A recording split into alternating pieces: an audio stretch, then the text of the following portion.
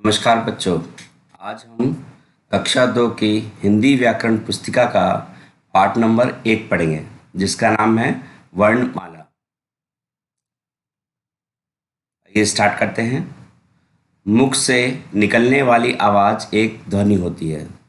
तो बच्चों, हमारे मुख से जो भी आवाज़ निकलती है वो एक तरह की ध्वनि होती है। ध्वनि का मतलब शोर जो होता है, आवाज़। इन्हीं ध्वनियों को वर्ण या अक्षर कहते हैं।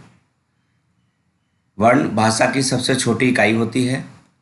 वर्णों के समूह को वर्णमाला कहते हैं। तो बच्चों, यहाँ पे आया वर्णों के समूह को वर्णमाला कहते हैं। अगर आपसे प्रश्न किया जाए कि वर्णमाला किसे कहते हैं, तो आपका उत्तर होना चाहिए वर्णों के समूह को वर्णमाला कहते हैं। आइए आगे चलते हैं। हिंदी वर्णमाला में दो तरह के वर्ण होते हैं। हिंदी वर्णमाला में दो तरह के वर्ण होते हैं। नंबर 1 स्वर और नंबर 2 व्यंजन।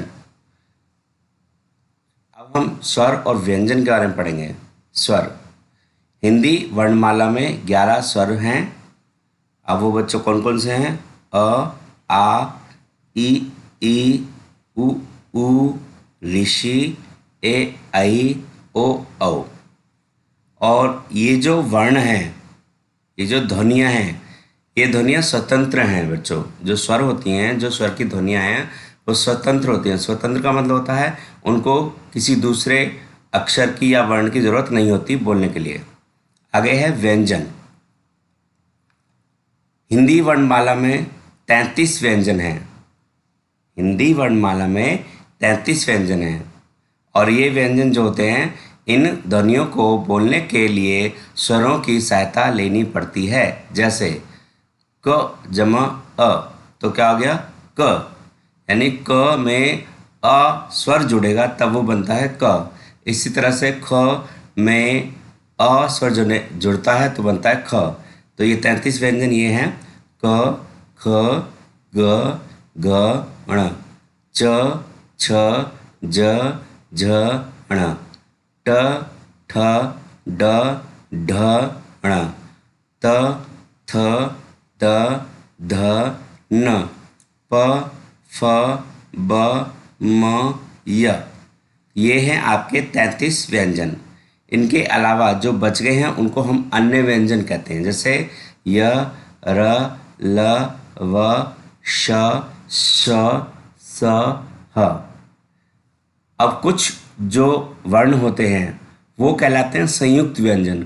संयुक्त का मतलब होता है जब दो वर्णों को आपस में मिलाया जाता है तब एक वर्ण बनता है। जैसे क्षत्रिय, त्रिशूल, ज्ञानी और श्र यानी श्रमिक यानी श्रम। तो जैसे क्षत्रिय है तो क्षत्रिय क जमा श से बना, त्रिशूल त जमा र से बना, ज्ञानी ज जमा अण से बना और श्र श जमा र से बना। यानी दो अक्षरों को मिलाकर ही एक वर्ण बनता है, इसलिए इनको हम संयुक्त व्यंजन कहते हैं। तो हमारे संयुक्त व्यंजन कितने हो गए बच्चों? 4। ये भी आप याद रखना। आगे चलते हैं। स्वरों की मात्राएं। अब जो स्वर होते हैं उनकी मात्राएं भी होती हैं। यानी हम उन अक्षर वर्ण को ना लिख के उनकी जगह उनकी मात्रा का प्रयोग कर सकते हैं। जैसे आ की मात्रा ये, ई की मात्रा ये, ई की मात्रा ये। तो इसी तरह से देखो सभी की मात्रा इन्होंने यहाँ पे दी हुई है। उ, बड़ा उ, बड़े उ की मात्रा, ऋषि की मात्रा, छोटा ए छोटे की मात्रा, बड़ा ए बड़े की मात्रा, छोटा ओ छोटों की मात्रा, बड़ा ओ बड़ों की मात्रा। तो ये इनकी मात्राएं हैं। अब इनके अलावा एक होती है अंकी बिंदी और एक होता है चंद्र बिंदु। अब अंकी बिंदी क्या होती है? अंकी बिंदी को हम अनुस्वार कहते हैं। अंकी बिंदी को अनुस्वार कहते हैं। जिन शब्दों के ऊपर अंकी बिंदी लगी हो वो अनुस्वार शब्द कहलाते हैं।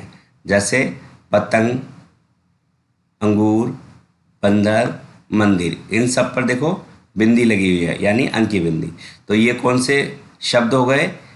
अनुस्वार शब्द। आगे चलते हैं। अनुनासिक। अनुनासिक क्या होते हैं? जिन शब्दों पे चंद्र बिंदु होती है। अनुनासिक शब्द का मतलब होता है जिन शब्दों पे चंद्र बिंदु लगी होती है। ये है आपकी चंद्र बिंदु।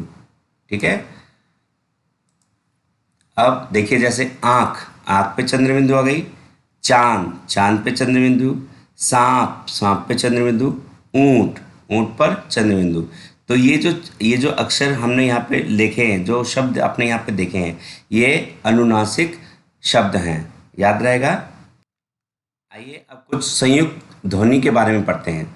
कुछ अक्षर दो ध्वनियों के मेल से बनते हैं, उन्हें संयुक्त ध्वनि या संयुक्ताक्षर कहते हैं। जैसे क जमा ख, यानी जब हलंत होता है तो समझो वो आधा क है, मतलब अक्षर आधा ही होगा।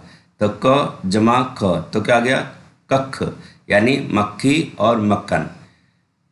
क जमा क, कक, मक्का, चक्का। तो इसी तरह से कुछ वर्ण होते हैं जो आधे के साथ पूरे के यूज होता है, तो यहाँ पे उसके कुछ एग्जाम्पल दिए हुए हैं, तो आप इनको ऐसे ही पढ़ेंगे जैसे हमने पढ़ा। ठीक है, आगे चलते हैं। परिभाषा, संयुक्त व्यंजन की परिभाषा। बच्चों को विभिन्न प्रकार के संयुक्त व्यंजन लिखवाइए, जैसे यहाँ पे ये लिखे हुए हैं, ऐसे ही आप इनको कॉपी में देख देख कर लिखेंगे। आइए अब अभ्यास की तरफ चलते हैं। अभ्यास का मतलब एक्सरसाइज, यानी जो भी आपने पढ़ा है देखते हैं कितना आपको आता है। तो जैसे इन संयुक्त अक्षरों से एक एक शब्द बनाइए। संयुक्त मतलब त जमा त। अब त के नीचे देखिए हलंत है, यानी ये आधा त आ गया, तो इन दोनों को जब मिलाया तो ये तत्त बन गया। अब तत्त से आपको एक शब्द बनाना है, जैसे हमने बनाया कुत्ता। कुत्ता में त और ता दोनों आ रहे हैं, यानी आधा ता और पूरा ता। इसी तरह से क जमा क, कक, यानी मक्का। तो देखो यहाँ सारे भरे हुए हैं, तो आप इनको याद करोगे अपनी कॉपी में लिखकर।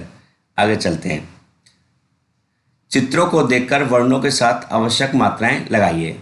अब यहाँ पे चित्र भी दे रखा है और शब्द भी लिखा हुआ है, लेकिन उनमें से मात्राएं गायब हैं, तो यहाँ पे हमने मात्राएं लगा दी हैं, तो आप इनको याद करेंगे। ठीक है बच्चों, आगे चलते हैं।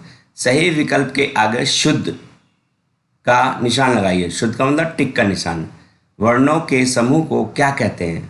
हमने ऊपर पढ़ा था अभी, वर्ण के समूह को वर्णमाला कहते हैं। अब देखो संयुक्त वर्ण तो हो नहीं सकता, अन्य वर्ण भी नहीं होता, वर्णमाला यहाँ दिया हुआ है, तो आप क्या करेंगे, वर्णमाला को इस तरह से टिक कर देंगे। ठीक है जी।